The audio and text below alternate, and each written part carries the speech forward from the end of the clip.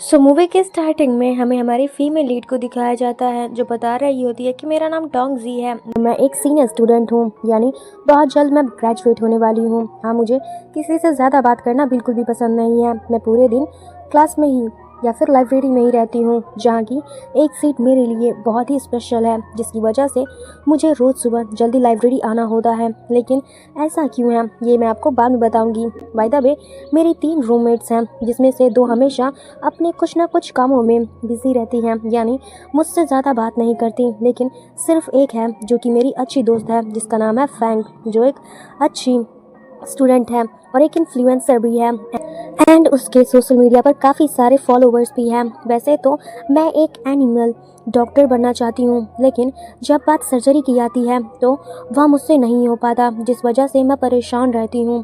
पर बस मुझे एनिमल कॉपी पसंद है, इसीलिए मुझे एनिमल डॉक्टर ही बनना है। पर साथ ही मेरा एक टॉप सीक्रेट भी है जो मैं आप लोगों के साथ शेयर करना पसंद करूँगी। एक्चुअली जब मैं फर्स्ट डे कॉलेज आई थी तब एक लड़के पर मेरा क्रश हो गया था, जो कि एक बर्ड को वापस अपनी उसी जगह पर रख रहा था। उसका नाम गोविंद है, जो कि बहुत ही ज़्यादा अच्छा, हैंडसम और डैशिंग है। मुझे नहीं पता था कि एक ही नज़र में मुझे वो इतना ज़्यादा पसंद आएगा कि वो मेरा क्रश बन जाएगा। पर क्योंकि मैं काफ़ी ज़्यादा शाई हूँ, इसीलिए मैं अपनी फीलिंग्स पूरे 4 साल से गोविंद को नहीं बताई हूँ, बल्कि 4 साल से अपने मन की सारी फीलिंग्स लेटर पर लिखती रहती हूँ, जो लेटर्स मैंने आज तक गोविंद को कभी भी सेंड नहीं किया है। उसका डिपार्टमेंट गार्डन डिपार्टमेंट है एंड उसका ऑफिस ठीक लाइब्रेरी के बिल्डिंग के सामने है, इसीलिए तभी तो मैं सुबह जल्दी लाइब्रेरी आकर के उस सीट पर बैठती हूँ जहाँ पर मेरी नज़र हमेशा गोविंद पर रहती है। एंड ऐसे तो मैं पूरे 4 साल से कर रही हूँ। काश कभी वह दिन आए जब मैं अपनी फीलिंग्स कन्फ्रेंस करूँ, पर मुझे ऐसा लगता है कि मैं ज़िंदगी में कभी भी गोविंद से अपनी फीलिंग्स कन्फ्रेंस नहीं कर पाऊँगी। मैं बस खुश हो जाती हूँ उसकी एक झलक को देख करके, जिसको देखने के लिए मुझे बहुत कुछ करना पड़ता है। बाय द वे मुझे ग्रेजुएट होने में अब सिर्फ 109 दिन बचे हुए हैं, जिसके बाद फिर शायद मैं कभी गोविंद को देख न पाऊँ। लेकिन फिर भी वही होता है जो मैंने कभी सोचा भी नहीं था, यानी कि जब एक दिन मैं अपनी क्लास में अटेंड कर रही होती हूँ कि तभी अचानक किसी वजह से गिरने वाली थी, मगर तभी गोविंद ने मुझे आकर बचा लिया। मैं शॉक रह गई थी उसे देख करके, जिसके बाद वह मेरे खाए हुए एप्पल को टेस्ट करता है और फिर मुझे सॉरी करने लगता है और बोला कि तुम ठीक तो हो ना, लाओ मैं तुम्हें दूसरा एप्पल ला के दे देता हूँ। क्या तुम्हें पता है कि यह एप्पल ट्री एक टीचर ने काफ़ी साल पहले अपने लव को याद करते हुए लगवाया था, और फिर तभी एप्पल के साथ एक नोट भी लिख करके देता है। टॉन्जी उससे थैंक्स करता है। अब इससे पहले कि दोनों के बीच में थोड़ी और बातें हो पाती कि तभी टीचर यहाँ पर आ गई, जिन्हें देखकर गोविंद जल्दी से भाग गया। टोंगची मन ही मन बोली कि मैंने 4 साल से कितनी बार फीलिंग्स कन्फ्रेंस करने का सोचा, गोविंद से बात करने का सोचा, जो कभी हो नहीं पाया, उससे बात नहीं कर पाई। लेकिन आज अचानक इस एप्पल ट्री की वजह से हम बात कर पाए। क्या यह सच में एक लव ट्री है? फिर तो यह एप्पल मेरे लिए एक लव टोन की तरह है।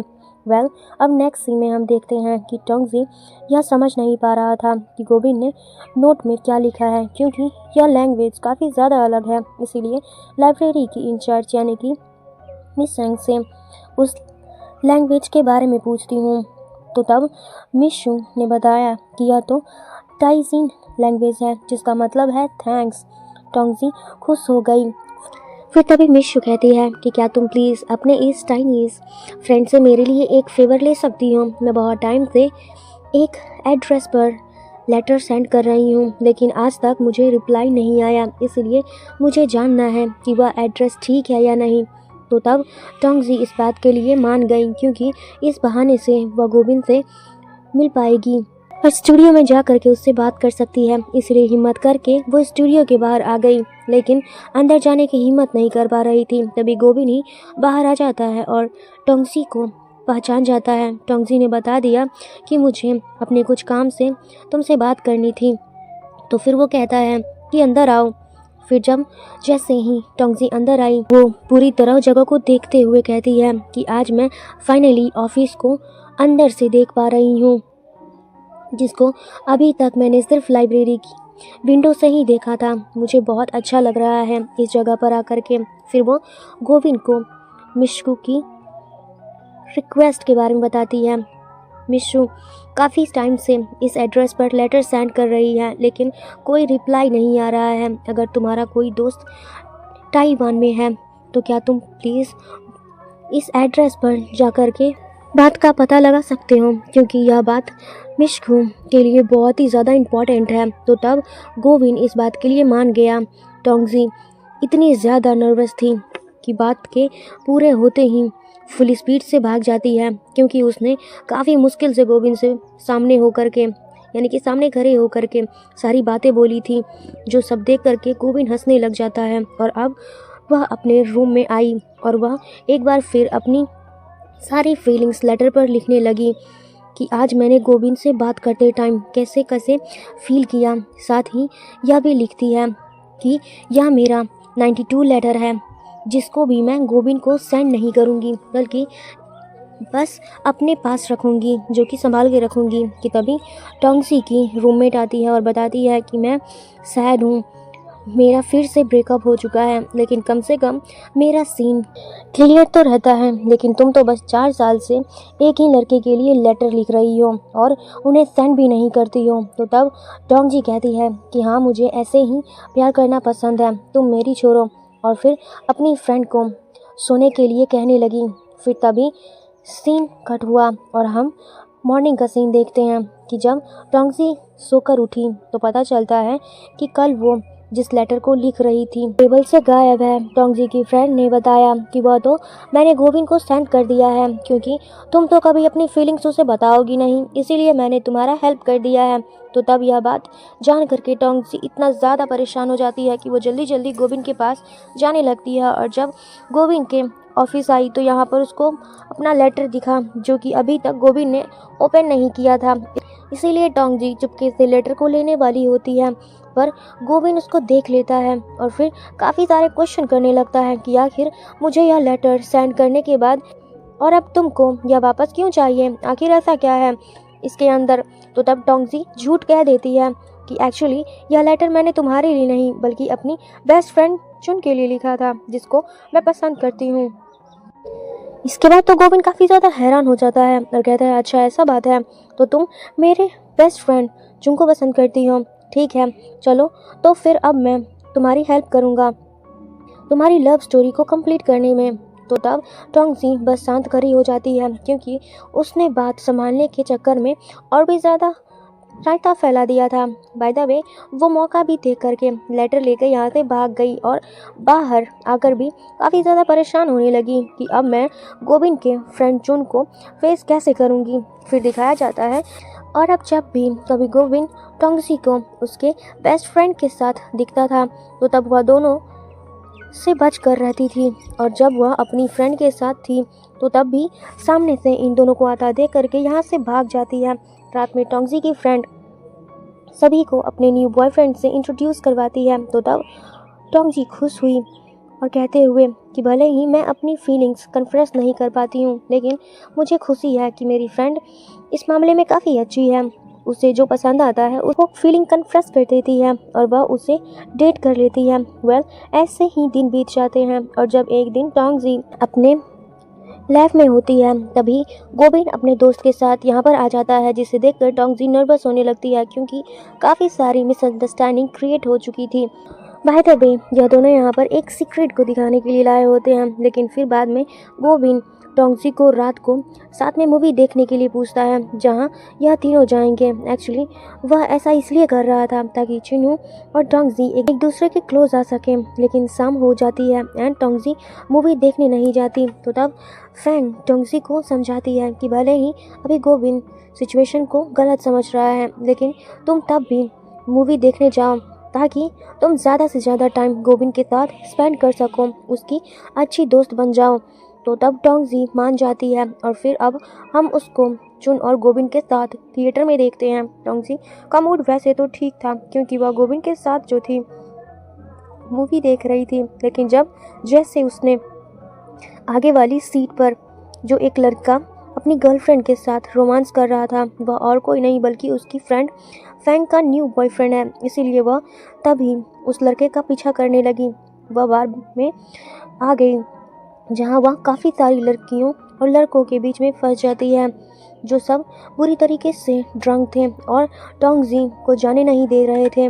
तो तब गोविन यहाँ आकर के टोंगजी को बचाता है, लेकिन टोंगजी जल्दी से यहाँ से चली गई क्योंकि उसे फैंग के बॉयफ्रेंड को पकड़ना था। और जब वह बाथरूम में आई तो यहाँ पर वह छुपकर उन दोनों की वीडियो रिकॉर्ड कर लेती है, लेकिन तभी फैंग का बॉयफ्रेंड और प्रेजेंट गर्लफ्रेंड ने ये दोनों उसे वीडियो रिकॉर्ड करते हुए देख लेते हैं। तीनों के बीच लड़ाई होने लगती है और जब लड़की टोंगजी को मारने वाली होती थी, लेकिन तभी गोविन यहाँ आ जाता है, जिसने उस लड़की का हाथ पकड़ लिया था एंड टोंगजी से पीछे हटने को बोलने लगा।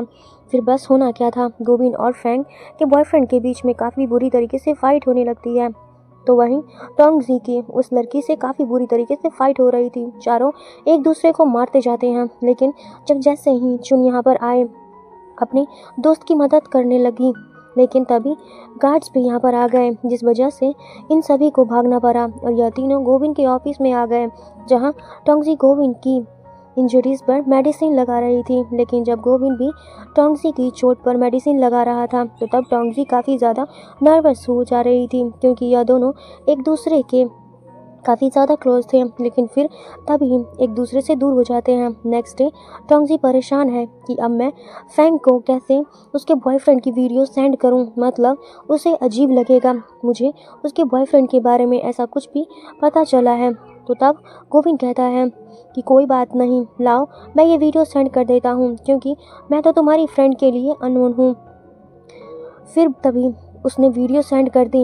अब नेक्स्ट सीन में हम देखते हैं कि गोविंद टोंगजी के साथ मिस को के घर आया है और बात कर रहा है, जिस एड्रेस के बारे में अपने दोस्त को पता करने के लिए बोला था उसने अपने पता करवाया। और एक्चुअली अब जिस पर्सन के लिए वहाँ लेटर सेंड करती थी वो अब वहाँ नहीं रहते हैं, बल्कि अपना घर शिफ्ट कर चुके हैं। तो तब यह सुनकर उदास होने लगी और फिर इन दोनों को अपनी स्टोरी बताती है। और एक लड़का कॉलेज टाइम में मुझे काफ़ी ज़्यादा पसंद करता था, मैं भी उसे पसंद करती थी, लेकिन हम दोनों कभी अपनी फीलिंग्स एक दूसरे से कन्फेस नहीं कर पाए। बहुत टाइम बीत गया, फिर अभी कुछ साल पहले मेरे पास एक पर्सन के लेटर आए, जिसमें मुझे बताया गया कि मुझे कितना ज़्यादा लाइक करता था, साथ ही उसने मुझे सॉन्ग भी डेडिकेट करा दिया। लेकिन अब क्योंकि वह सभी लेटर्स टाइपनीज में लिखे होते हैं और ताइवान से ही मेरे पास आए थे, इसीलिए मैंने उन लेटर्स को समझने में काफ़ी टाइम लगा दिया। और अब जब खुद से लेटर सेंड करे तो मुझे कोई रिस्पॉन्स ही नहीं मिला। और अब तुम बता रहे हो कि वह पर्सन घर शिफ्ट कर चुका है, कम से कम अगर वह पर्सन भी मेरे लेटर्स रीड करके मेरी भी फीलिंग्स जान लेता तो इस तरह रिग्रेट नहीं कर पाती। और फिर तभी रोने लगी कि मुझे हिम्मत करके कॉलेज टाइम में ही अपना फीलिंग कन्फेस कर देना चाहिए था, ना कि छुपाना चाहिए था। गोविंद और टोंगजी इन दोनों को मिस को के लिए बुरा फील करने लगते हैं। टोंगजी जब वापस घर जा रही होती है तो तब यही सब बातें वो सोच रही होती है और परेशान हो रही होती है कि कहीं एक दिन मैं भी मिस को की तरह रिग्रेट ना करूं, इसलिए मुझे हिम्मत करके अपनी फीलिंग्स गोविंद को बतानी ही होगी और ये जल्दी से जल्दी करना होगा। लेकिन अब क्योंकि मिस गो ने बताया था कि उन्हें उनके लवर एक ओल्ड सॉन्ग डेडिकेट कर रहा था, जिसकी सीडी उन्हें आज तक नहीं मिल पाई रही है, इसीलिए इस चीज़ में यह दोनों उनकी हेल्प कराते हैं। यानी काफ़ी सर्चिंग के बाद फाइनली उस सीडी को मिस गो के लिए ढूंढ लेते हैं। और अब जब मिस गो ने फाइनली वो सॉन्ग सुना तो तब वह काफ़ी ज़्यादा इमोशनल हो जाती है और खुश हो रही होती है और अपने बॉयफ्रेंड को मिस कर रही होती है, क्योंकि वह सॉन्ग की एक एक प्यार भरी लाइंस को फील कर पा रही होती है। और साथ ही उन्होंने दिल से इन दोनों को थैंक्स भी करा था और तब यह दोनों भी ये खुश हो जाते हैं। आई होप कि आपको वीडियो काफ़ी अच्छा लगेगा और लगा हो तो प्लीज़ एक लाइक कमेंट शेयर सब्सक्राइब ज़रूर करें। Thank you so much for watching. मिलते हैं अगले वीडियो के साथ, यानी कि पार्ट 2 में। सो बाय बाय।